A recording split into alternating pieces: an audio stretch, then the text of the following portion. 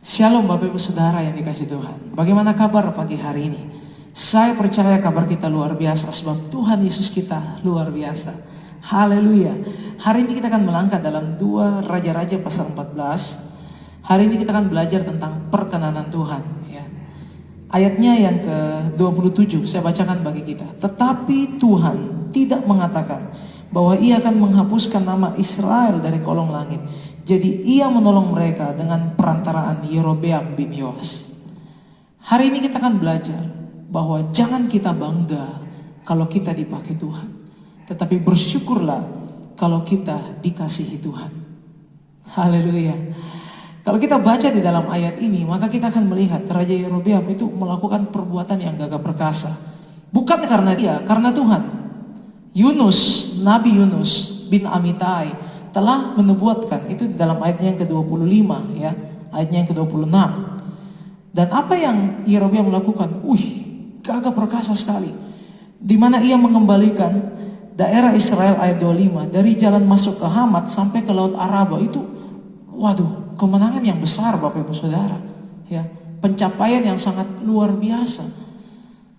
Dan kalau kita baca juga dalam kitab ini 2 Raja-Raja pasal 14 ini ayat 1-22, Raja Amasya, itu juga luar biasa kemenangannya, yaitu ia mengalahkan 10.000 orang Edom. Tetapi menarik Bapak Ibu Saudara, coba kita deteksi, apakah mereka dikasihi Tuhan? Apakah mereka mengasihi Tuhan? Kita baca ayatnya yang ke-24, Raja Yerobeam dulu, ya. Ia melakukan apa yang jahat di mata Tuhan. Ia tidak menjauh dari segala dosa Yerobeam bin Nebat. Nah, ini dia. Raja Yerobeam dipakai Tuhan tetapi ternyata jahat. Menarik, ya. Menarik.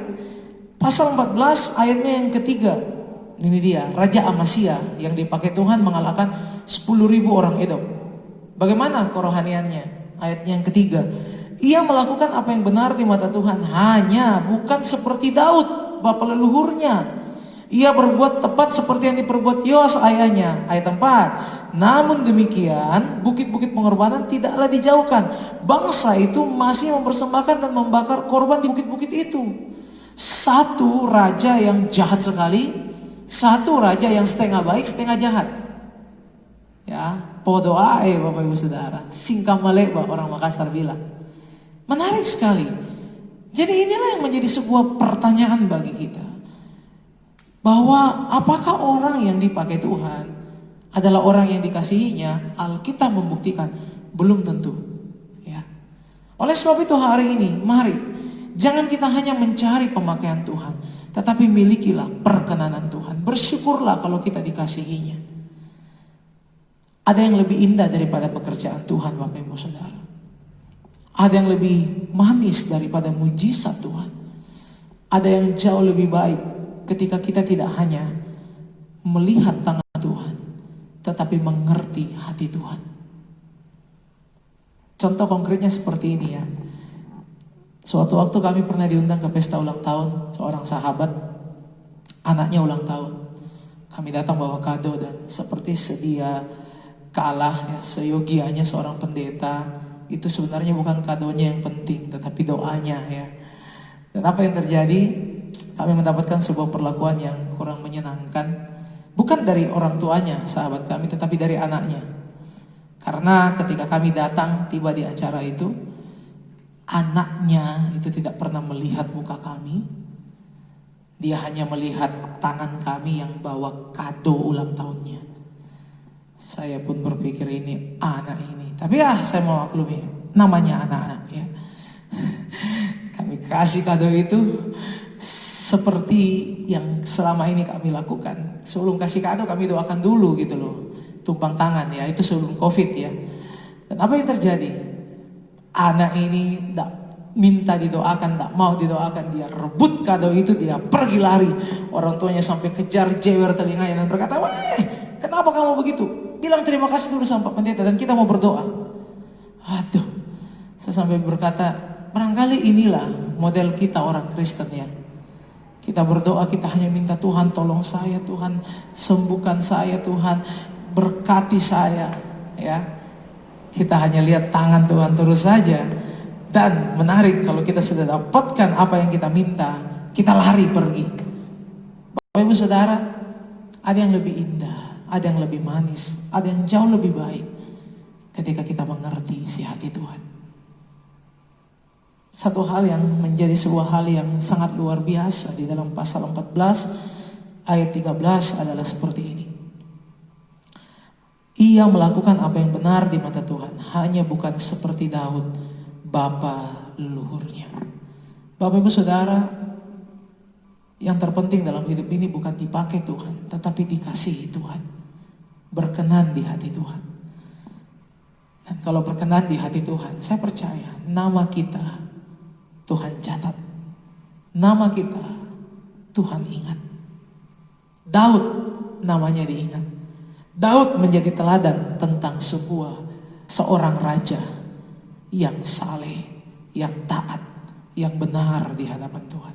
Sehingga ketika keturunan-keturunannya melakukan kebenaran, maka selalu Tuhan katakan, ia berbuat yang benar di mata Tuhan seperti Daud. Ada lagi dikatakan, ia berbuat yang benar di mata Tuhan tetapi tidak seperti Daud, seperti kasus ini ya.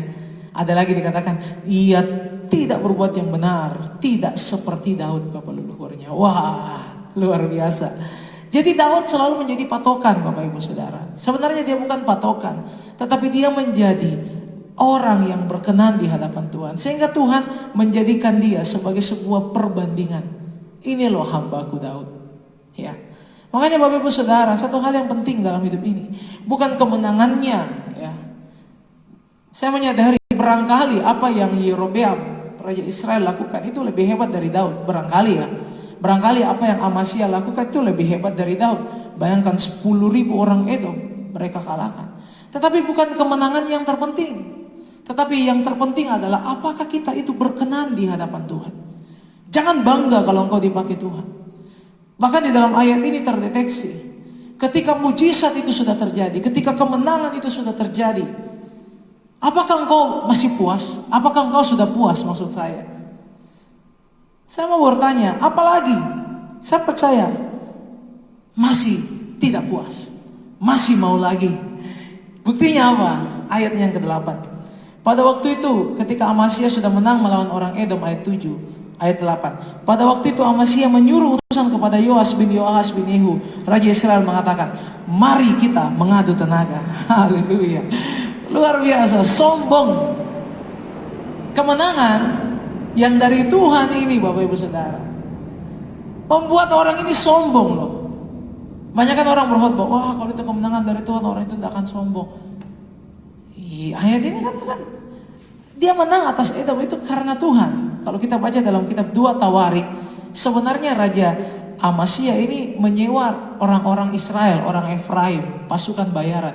Tapi datang Nabi katakan, tidak usah pakai itu. Kamu aja berperang, Tuhan menyertai, kamu menang. Menang. Tapi setelah menang, apa yang terjadi? Sombong.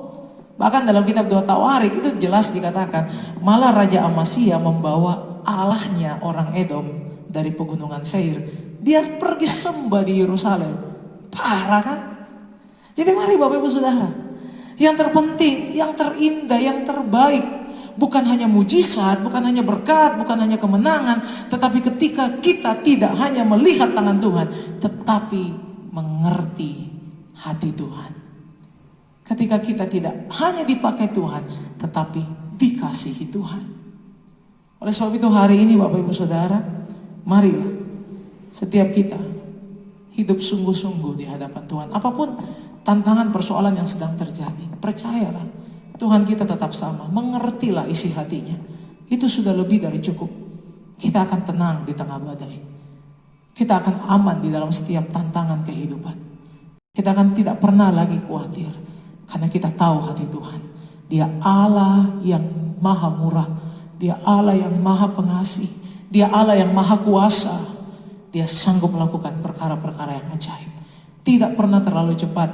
Tidak pernah terlambat, tetapi indah pada waktunya. Ada amin Bapak Ibu? Haleluya. Inilah renungan firman Tuhan saat pagi hari yang indah ini. Semangat pagi. Sampai jumpa dalam pertemuan kita berikutnya. Tetap berharap, tetap percaya akan hati Tuhan yang mengasihi kita.